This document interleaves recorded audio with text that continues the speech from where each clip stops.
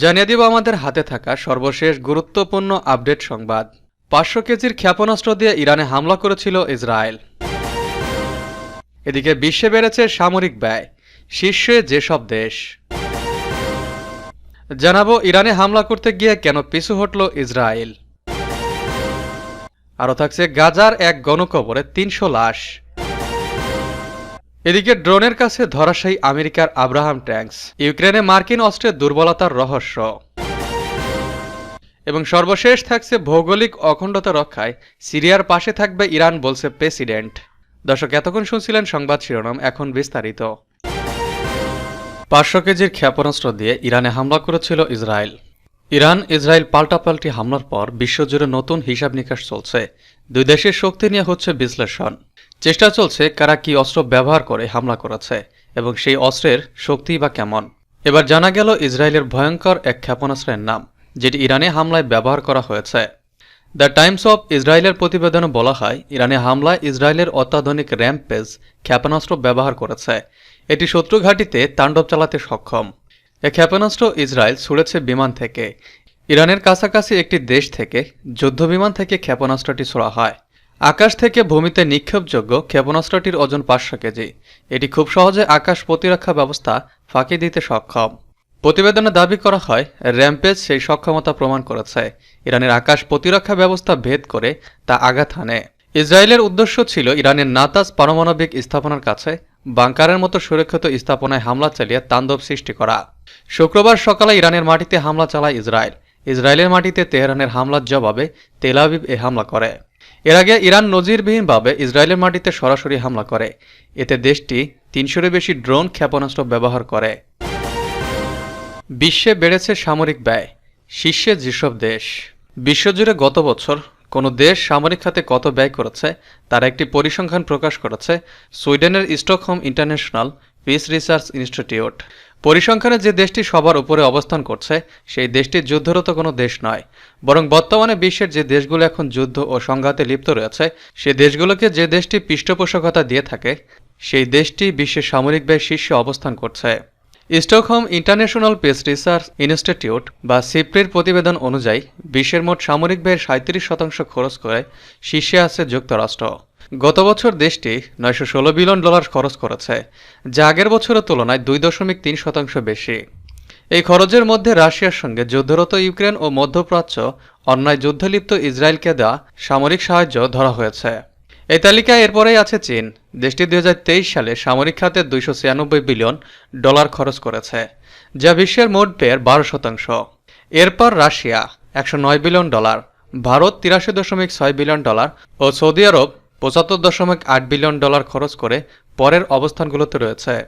এছাড়া একই সময়ে যুক্তরাজ্য $৭৪.৯ বিলিয়ন, জার্মানি $৬৬.৮ বিলিয়ন, ইউক্রেন $৬৪.৮ বিলিয়ন, ফ্রান্স $৬১.৩ বিলিয়ন, জাপান $৫০.২ বিলিয়ন, ইসরায়েল $২৭.৫ বিলিয়ন ও পাকিস্তান $৮.৫ বিলিয়ন ব্যয় করেছে।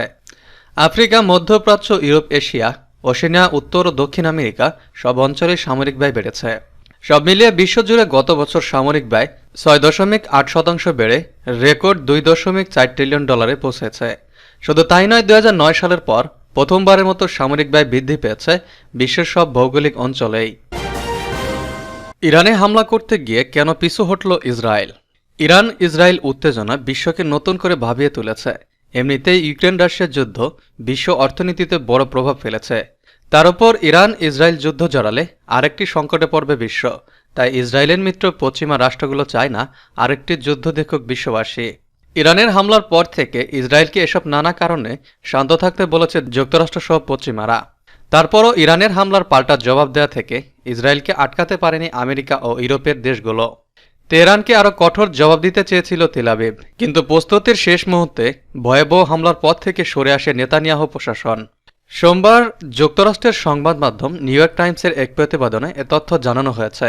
পত্রিকাটির এক প্রতিবেদনে বলা হয়েছে, ইরানের ক্ষেপণাস্ত্র ড্রোন হামলার জবাবে গত শুক্রবার দেশটিতে ব্যাপক পরিসরে হামলা চালাতে চেয়েছিল ইসরায়েল। হামলার পরিকল্পনা ছিল ইরানের রাজধানী তেহরানের কাছের সামরিক ঘাঁটিতেও, তবে পরে সে সিদ্ধান্ত থেকে সরে আসে ইসরায়েল সরকার। ইসরায়েলের ৩ কর্মকর্তার বরাতে তথ্য জানিয়েছে পত্রিকাটি।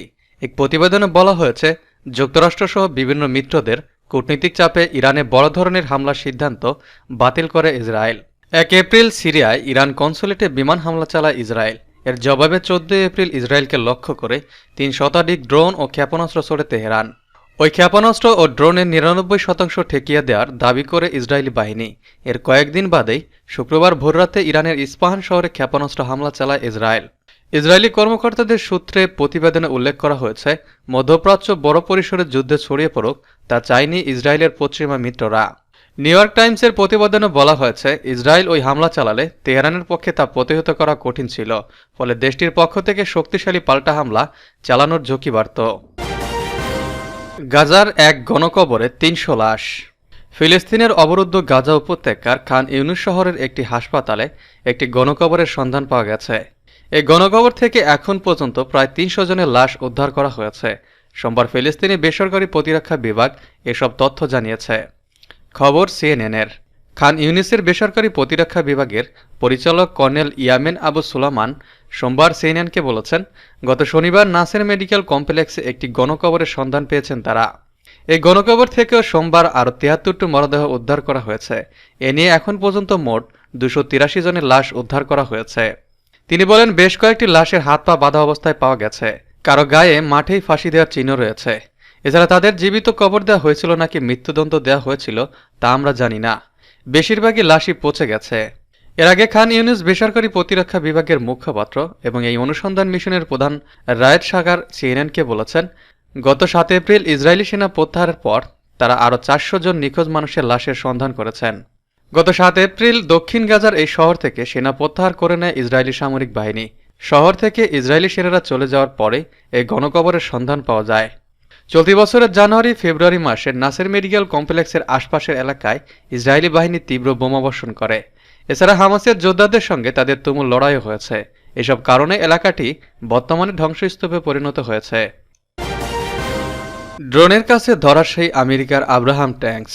ইউক্রেনে মার্কিন অস্ত্রের দুর্বলতার রহস্য। রাশিয়ার সঙ্গে সংঘাতের শুরু হওয়ার পর থেকে ইউক্রেন মোট 798টি ট্যাঙ্ক হারিয়েছে, যার মধ্যে কিছু আমেরিকা কিয়েভকে দান করেছিল। সম্প্রতি ইউক্রেন যুদ্ধে মার্কিন অস্ত্র ধ্বংস হওয়ার বিষয়টি আমেরিকানদের জন্য একটি মাথা ব্যথার কারণ হয়ে দাঁড়িয়েছে। এ প্রসঙ্গে নিউ ইয়র্ক টাইমস লিখেছে, সামরিক বিশেষ অভিযানের সময় আমেরিকার তৈরি ট্যাঙ্কগুলো রুশ ড্রোনের মাধ্যমে লক্ষ্যবস্তু করা হয় এবং ধ্বংস করা হয়। মার্কিন দৈনিক সংবাদ মাধ্যম নিউ ইয়র্ক টাইমস এক নিবন্ধে লিখেছে যে ইউক্রেনের সেনাবাহিনী গত 2 মাসের ড্রোন হামলায় আমেরিকার দেয়া 5টি আব্রাহাম ট্যাঙ্কস হারিয়েছে। নিউ ইয়র্ক টাইমস লিখেছে যে ইউক্রেনের ড্রোন যুদ্ধ বা আধুনিক যুদ্ধে বিপ্লব ঘটিয়েছে সেটি আমেরিকার সামরিক শক্তির অন্যতম শক্তিশালী প্রতীক ট্যাঙ্কের উপর এক ধরনের ধ্বংসযজ্ঞ চালিয়েছে। নিউ ইয়র্ক টাইমসের নিবন্ধ অনুসারে ড্রোন প্রযুক্তির আকার এবং জটিলতার উপর নির্ভর করে এই ড্রোনগুলোর জন্য কমপক্ষে $500 খরচ হতে পারে। আর এটি নিজেই $10 মিলিয়ন মার্কিন আব্রাহাম ট্যাঙ্ক ধ্বংস করার জন্য একটি ছোট বিনিয়োগ। মার্কিন সংবাদ মাধ্যমটি তার প্রতিবেদন আরও উল্লেখ করেছে যে রাশিয়ার সঙ্গে সংঘাতের শুরু থেকে ইউক্রেন মোট 796টি ট্যাঙ্ক হারিয়েছে। এছাড়া জাতিসংঘের প্রাক্তন অস্ত্র পরিদর্শক স্কট রিটার, যিনি আবার একসময় মার্কিন গোয়েন্দা কর্মকর্তাও ছিলেন, তিনি বলেছেন, ইউক্রেনের জন্য মার্কিন কংগ্রেসের তহবিল দিয়ে কেনা শেষ সরঞ্জামটি জুলাইয়ের মধ্যে রাশিয়া ধ্বংস করবে। ভৌগোলিক অখণ্ডতা রক্ষায় সিরিয়ার পাশে থাকবে ইরান, বলছে প্রেসিডেন্ট। সিরিয়ার স্বাধীনতা ও ভৌগোলিক অখণ্ডতার রক্ষায় দেশটির পাশে থাকার প্রত্যয় পুনর্ব্যক্ত করেছে ইরান। সিরিয়ার জাতীয় দিবস উপলক্ষে দেশটির প্রেসিডেন্ট বাশার আল আসাদের কাছে পাঠানো এক বার্তায় এ প্রত্যয় জানান ইরানের president Syed Ebrahim Raisi.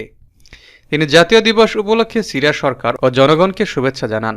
Raisi সিরিয়ার ভূখণ্ড থেকে সকল দখলদার সেনা বহিষ্কার করার উপর গুরুত্ব আরোপ করেন। ইরানের প্রেসিডেন্ট আস্থা ব্যক্ত করে বলেন যে তেহরান ও দামেস্কে তাদের বিপুল সামর্থ্য ও সক্ষমতা কাজে লাগিয়ে দ্বিপক্ষীয় সম্পর্কের ব্যাপক উন্নয়ন ঘটাতে সক্ষম হবে। বাশার আল আসাদকে পাঠানো বার্তায় ইব্রাহিম রাইসি বলেন, মধ্যপ্রাচ্য শান্তি ও স্থিতিশীলতা প্রতিষ্ঠা এবং সকল ক্ষেত্রে উন্নয়নের লক্ষ্য আঞ্চলিক সহযোগিতার উপর গুরুত্ব আরোপ করে তেহরান ও দামেস্ক। 2011 সালের গোড়ার দিকে সিরিয়ার বিদেশি মদদে সহিংসতা চাপিয়ে দেওয়া হয় এবং এর কিছুদিন পর উগ্র জঙ্গি গোষ্ঠী আইএস দেশটির বিশাল এলাকা দখল করে নেয়। সিরিয়াকে উগ্র জঙ্গিদের হাত থেকে রক্ষা করতে দামেস্কে সহযোগিতা করে তেহরান। ইরান ও রাশিয়ার সহযোগিতায় 2019 সালে আইএসকে নির্মূল করতে সক্ষম হয় সিরিয়া। সন্ত্রাসবিরোধী যুদ্ধের সূত্র ধরে তেহরান ও দামেস্কের মধ্যে কৌশলগত সম্পর্ক শক্তিশালী হয়।